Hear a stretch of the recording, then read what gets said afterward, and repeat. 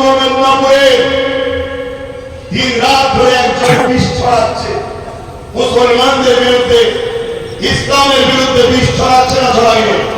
তাকে জেলে ভরা দরকার আছে না নাই? তাকে জেলে না ভরে সরকার থেকে পুলিশ দিয়ে পাহারা দিয়ে বক্তব্য দিতে নিয়ে যাচ্ছে। কেন? তুই চা, তুই মুসলমানদের গাল দে, জিহাদি বল, রোহিঙ্গা বল, আমাকেও গাল দে। আরে যারা জালিম হয়, লোটে যারা মানুষকে, তাদের আর গাল সবার সাথে কি আছে? তুই যত গাল দিবি মুসলমান তত আমাকে ভয় করবে, এটাকে ভয় করবে, করে আমার করে থাকবে। এই সেটিংটা মাথায় ঢুকছে না? ঢোকে? বোঝো, আল্লাহ রাস্তে বোঝো। তোমরা সাবধান, আমার তোমার নবীর বংশের আওলাদ বলে যাচ্ছি। এই জমিনের উপরে সামান্য চুনাপুটা কোনো নেতার বিরুদ্ধে কথা হলে পুলিশ এসে লোককে তুলে নিয়ে চলে যাচ্ছে। আর আমার ইসলামের উপরে আঘাত দিল, পুলিশ তুলছে কি? কেন তুলছে না? আমাদের হাতে রাজ পাওয়ার নেই তাই। অতএব বোঝো, আল্লাহর কথা দিনের জন্য, রাসূলের দিনের জন্য যদি তোমরা সংগঠিত না হও, আমার আল্লাহ সূরা বাকারার মধ্যে জানাচ্ছে, আমার হাবিবকে ছেড়ে যাদের হয়ে থাকবে আমি আল্লাহ তাদের হাতে তোদেরকে মিটাবো। আজকে মিটাচ্ছে না? মিটাইবে। চাকরি নেই, কারবার নেই, খেতে পাচ্ছে না, অশান্তি, কেস, মারপিট, খুনোখুনি। আমার এখন ভয়, থাকবো না থাকবে যাবো। মানে হচ্ছে এই জায়গা থেকে আব্বাস যদি বিশ্বাস করো, বিশ্বাস করো, সত্যি করে বলো, বিশ্বাস করো, সত্যি করে বলো, বিশ্বাস করো। যদি বিশ্বাস করো, আজ এখান থেকে শপথ দাও, যা ভুল হয়েছে হয়েছে। ভেবে দেখো, একটা নবী বংশের বাচ্চা যদি এত লড়াই করতে পারে, তার সাথে যদি আরো 25-30 তোমরা দাও, তাহলে লড়াই বেশি করে করতে পারবে না? পারবে না? মাথায় ঢুকাও, বোঝো। এখন যদি কোনো আমার ভাই মনে করেন যে হুজুর আপনি জলসে এসে রাজনীতি করছেন কেন, 100 বার বলো, আমার ইসলামের রাজনীতির কথা আছে না নয়? কিন্তু আমি আপনাকে প্রশ্ন করবো, যে কথা আমার বিষয়ে ভাবছেন, একবার ওদেরকে বলেছেন তোরা রাজনীতি করছিস কর, আমার ইসলামের উপর আঘাত দিচ্ছিস? তোরা রাজনীতি করছিস কর, আল্লাহ দাবি করলি কেন? তোরা রাজনীতি করছিস কর, কোরআন শরীফ বললি কেন? তোরা রাজনীতি করছিস কর, মাদ্রাসাগুলো বললি যাতে ভাঙছিস কেন? একবার জিজ্ঞেস করছে? জানতে হবে আপনি মুনাফিক। আপনি যদি ওখানেও বিরোধী করতেন, আমারও বিরোধী করতেন, তাহলে মানাতো।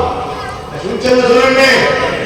আপনি আমার ঘরে ঢুকে যাবেন, ঢুকে গিয়ে আমার ইসলামে হাত দিতে যাবেন, তখন মসজিদ থেকে দাঁড়িয়েও, মাদ্রাসা থেকে দাঁড়িয়েও, খানকা থেকে দাঁড়িয়েও, সব জায়গা থেকে এলান করা দরকার যে শাসক জালিম, কেন্দ্রের শাসক হলো প্রকাশ্য ইসলামের দুশমন, আর রাজ্যের শাসক হলো বন্ধু সেটা ইসলামের দুশমন। আমার কথায় একমত করে হাত তুলে দেখাবে। আমি জোর করলাম? হ্যাঁ, জোর করেছি, জোর করেছি। ইসলামের দুশমন যখন মেনে নিচ্ছেন, ইসলামের দুশমনকে সাপোর্ট করে ইসলামের বিরোধী শক্তি তৈরি করে আপনি জান্নাত যাওয়া সব করছেন, আপনি মুসলমান থাকা সব করছেন। কথা শুনছেন না? শোনেন? মনে রাখবেন, হয়তো কালকে কোন মুশরিক মুসলিম সুরাতে মুনাফিক আমার বিরুদ্ধে সমালোচনা করতেই পারে, কিন্তু আপনাকে বলছি, সমালোচনা বিরোধী আমার আল্লাহর বিরুদ্ধে লোক আছে না নাই? পক্ষ আছে না নাই? নবীর বিরুদ্ধে লোক আছে না নাই? পক্ষে আছে না নাই? দাদা হুজুরের বিরুদ্ধে লোক আছে না নাই? পক্ষে লোক আছে না নাই? আমার বিরুদ্ধে লোক থাকতেই পারে। আপনি বলুন, আপনার বিবেক কেবল আব্বাসের দিকে নিজের বাচ্চার জন্য লড়ছে, নিজের জন্য লড়ছে? ভাবুন, তোরা বাবা রাজনীতি করছিস, করবি না। আব্বাস সিদ্দিকী যখন নওশাদের পাশে দাঁড়িয়ে ওখান থেকে চিল্লাবে, সেটা আলাদা বিষয়। কিন্তু তুই যখন আমার মসজিদ ভাঙার প্ল্যান করবি, আইন তৈরি করছে মসজিদ মর্যাদা ভাঙবো, আবার তিনি কি বলছে, এখানে আন্দোলন হবে না, দিল্লি চলে যাও। তাহলে আমরাও তো বলতে পারি যে এখানে ভোট হবে না, দিল্লি চলে যাও।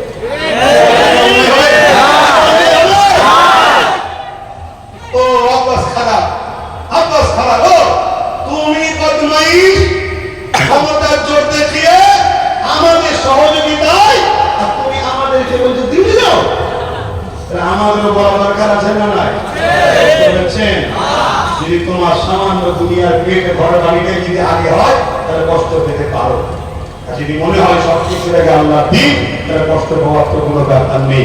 আমার শেষ এই দাঁড়িয়ে আর একটা কথা আমি চাইছি, চেষ্টা চলছে ফুরফুরা আহলে সুন্নাত জামাত থেকে বা অন্য কোনো সবাই মিলে ভাই এক হওয়ার দরকার আছে না? আমি সবাইকে খুলিয়াম পথ দিচ্ছি, আসুন সবাই এক হই, দরকার আছে না? এখন আমাদের মসজিদ মাদ্রাসা ইসলাম কোরআন রাসূল আল্লাহর উপরে আঘাত এসছে, জানি আমার আল্লাহরও কিছু হবে না, ইসলামেরও কিছু হবে না, কোরআনের, কিন্তু আমরা যে ভালোবাসি যে হাত করা দরকার আছে না? ধরুন আপনি আজ দু ভাই বেরিয়ে গেছেন জমজম ছেড়ে বাপের সামনে, আর একজন পাড়ার লোক এসে বললো এই তোর বাপ তো কানা, অত কানা নয়, তাহলে আপনি যদি বলেন যে এখন আপনি চুপ করে থাকলেন দু ভাই, তখন আপনার আব্বা আমাদের মুখ করবে না করবে না? যারা তোর সামনে কানা বললো তুই কিছু বলিনি, এখন আপনি বললেন ও আব্বাও কানা বলেছে কি হয়েছে, আপনি আর কানা? এইটা কি কথা হলো? বাবাটা আমার তুমি করবে না করবে না? আমার আল্লাহ এটা তো পরীক্ষা নিচ্ছে যে দেখি আমার বান্দা কি করে, আমাকে যে ভালোবাসে বলে কমসে কম ওরা একটু বিরোধী আওয়াজ গুলো জালিমদের পক্ষ থেকে সরে যায় নাকি, এটাও তো দেখার পরীক্ষা হতে পারে। একটু মাথায় ঢুকবে না মাথায়। এবার একটা শেষ কথা বলুন, আমার কথাতে ভাষাতে ব্যবহারে আখলাকে আল্লাহ দেখছে কি একদম দিল থেকে সাক্ষী দেবে আমি কিছু ভুল করছি, বলছেন ভুল করছি না, সাক্ষী দেয় ভুল করছি, ভুল করছি। ইসলামের পক্ষে ইসলামের দুশমনদের বিরুদ্ধে লড়াই চলবে, করবো তো, করবো তো, আপনারা পাশে থাকবেন তো, চলে যাবেন না তো? আচ্ছা আপনারা পাশে থাকলে না থাকলে লস কি?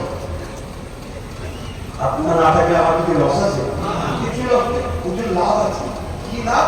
আরে একটু আরামে ঘরে ঘুম হবে, না থাকা মানে দোয়া করবেন না, আসবো না, আল্লাহকে বলবো আল্লাহ আমি তো জানিনি, কাউকে পাইনি তো বলবো কি করে? আর সুযোগ পেয়ে যদি হক কথা না বলি আল্লাহ কিয়ামতের আমার জিভকে টেনে কপালে ফেলে মারবে। কথা বুঝে আসছে? বুঝা? আমি কথা শেষ করছি, শুধু একটা কথা বলবো, এই সমাজে একটা প্রচার চলছে, আব্বাস সিদ্দিকী বলেছে টিএমসি কে ভোট দিলে ঈমান থাকবে না, এটা প্রচার চলছে তো নাকি? চলছে তো নাকি?